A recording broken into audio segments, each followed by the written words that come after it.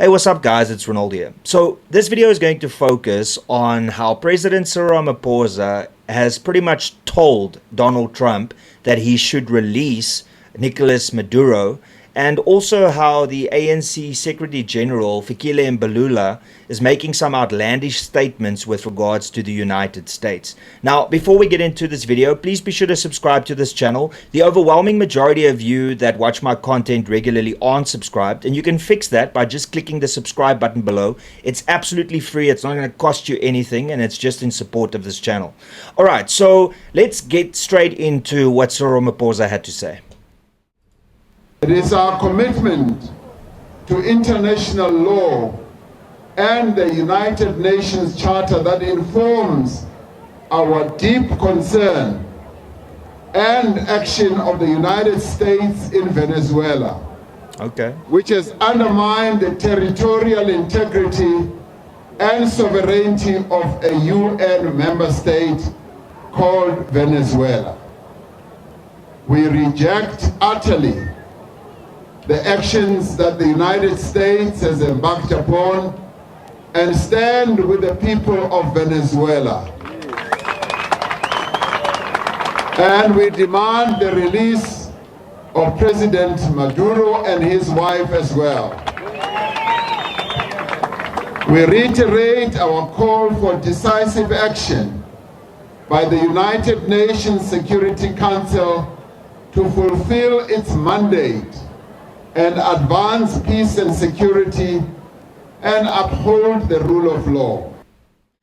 Alright, so Cyril Ramaphosa throughout that speech made three important points that I want you to focus on. Now, the first thing is that he stated that he demands that Maduro be released and be returned to Venezuela to resume his presidency.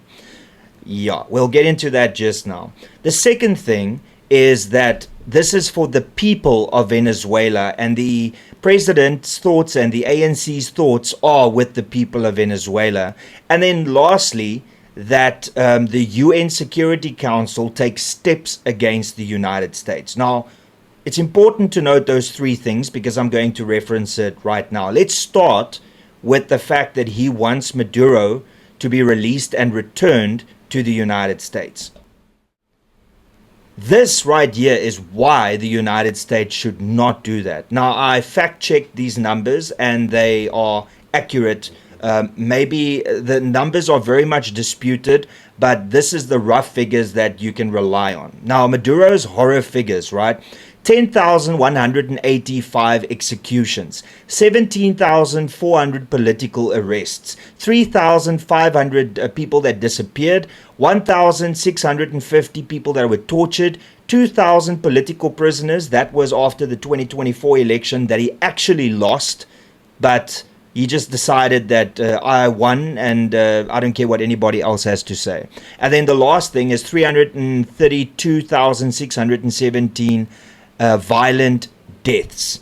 That is the reign of Maduro. This is what Cyril Ramaphosa wants to go back to Venezuela to be the president of that country. Now, another thing that I want to focus on that Cyril Ramaphosa stated as the president of this country, and also that Fikile Mbalula raised as the Secretary General of the ANC, is that the UN needs to step in immediately and condemn what happened here, because the ANC and the president of South Africa condemns what the United States did. So now the obvious question that I've got is, okay, well, a recent example is Russia invading Ukraine. And did the ANC and the president condemn that? Well, let's have a look. The answer is no. My question was, did the ANC condemn Russia for its invasion of Ukraine? And the answer is no. The African National Congress, South Africa's ruling party, has not condemned Russia for its invasion of Ukraine. Instead, the ANC and the South African government have maintained a stance of neutrality while engaging in actions that align with Russia, such as abstaining from United Nations votes condemning the invasion, criticizing European Union sanctions on Russia as draconian, and calling for the restoration of broadcasts from the Russian state media outlet RT. The ANC has also also adopted statements echoing Russian narratives, such as claiming the US provoked the war and South Africa has participated in joint military exercises with Russia despite the ongoing conflict. The position is often attributed to historical ties between the ANC and the Soviet Union during the anti-apartheid struggle, with the government avoiding outright condemnation to preserve relations with Moscow. Now, the reason that that is very important is for one simple reason, and that is that South Africa tends to align with Russia, China, and with Iran, because these are individuals that can assist them to replace the United States, because it's become very clear over the last year that the ANC and the government of this country do not want to align with Western values. They rather want to align with communism and socialism, and clearly terrorist organizations like Hamas and Hezbollah through Iran.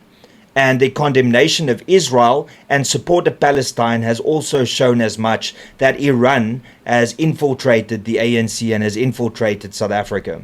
So that is a very clear indication as to why they are siding with Russia, China, and Iran, because they don't like the Western values, they don't like the United States. And this is clearly indicated by the fact that they are very quick to condemn the United States and Israel, but they cannot condemn Russia for invading a sovereign nation, which is pretty much, according to them, what happened here. They say that the United States invaded a sovereign nation in Venezuela, but yet when Russia invaded Ukraine, they didn't condemn that.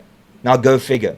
The last thing that I want to focus on is the fact that the ANC's Secretary General Fikile Mbalula and also Cyril Ramaphosa made statements like, oh, it's for the people. Think of the people of Venezuela. Consider, what they are going through. And please, for the sake of Venezuela and its people, return Maduro back to them. Well, let's have a look at the following.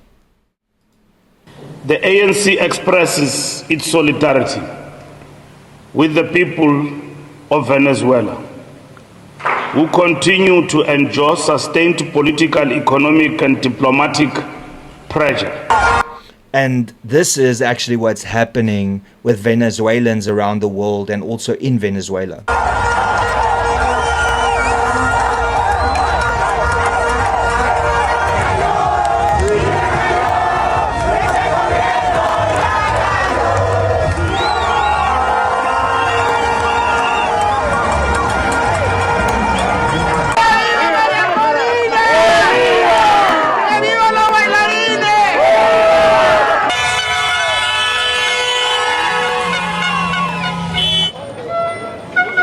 Venezuela. ¿Listo?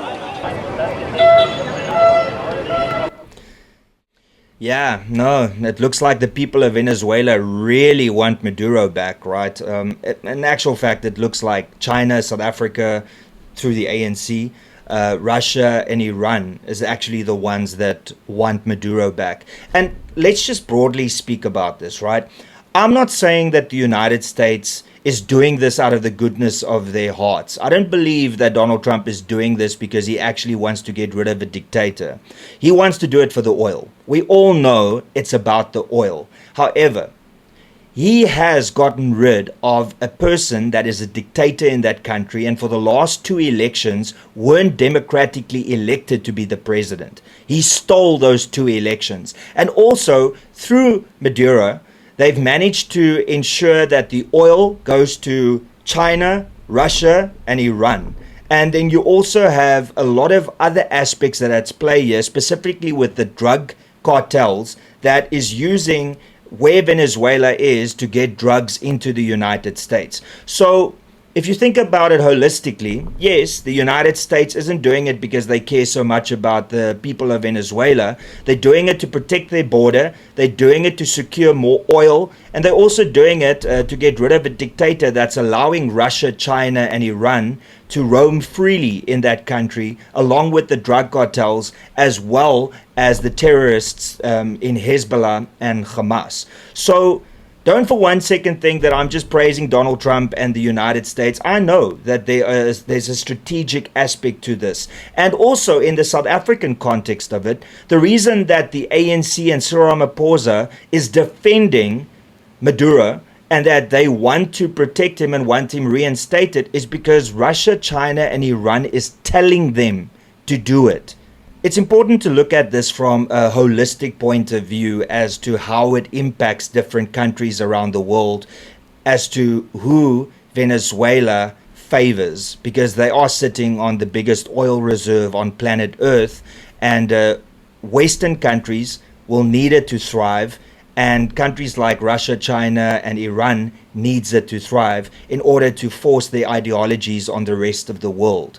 So that is why this is playing out. But I find it sad that South Africa is but a mere puppet in all of this, because Cyril Ramaphosa and the ANC is allowing Russia, China, and Iran to dictate to them how they should feel about it, and then they are speaking on behalf of South Africans.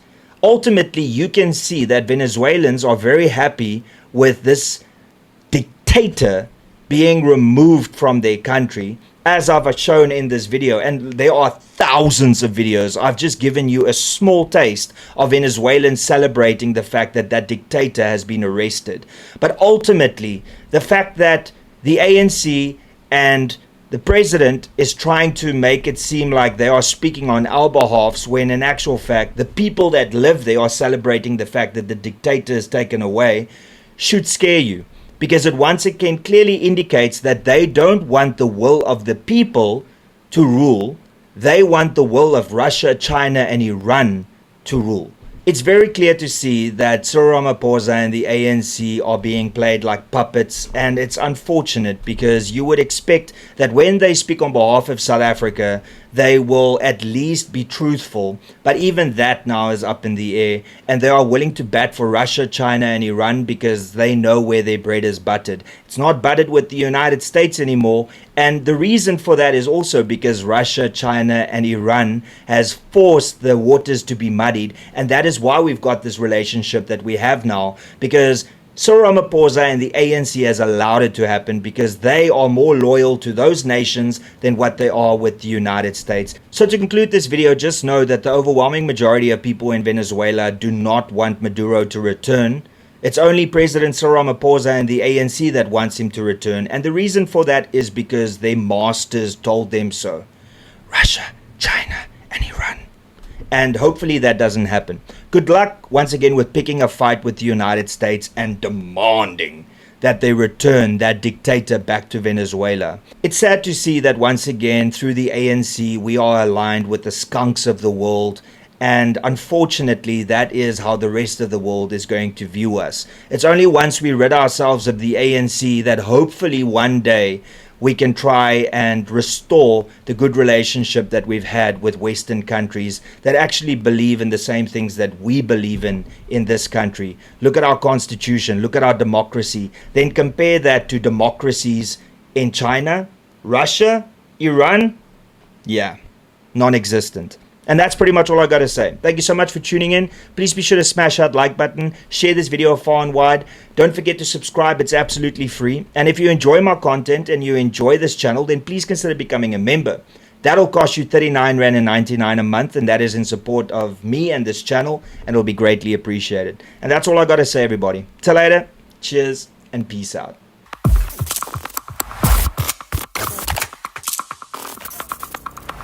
You don't even know me, but every time you see me, you say, I wear my massacre. You don't even know me, but every time you see me, you say, I wear my massacre. I wear my massacre. You don't even know me, but every time you see me, you say, I wear my massacre. I wear my massacre.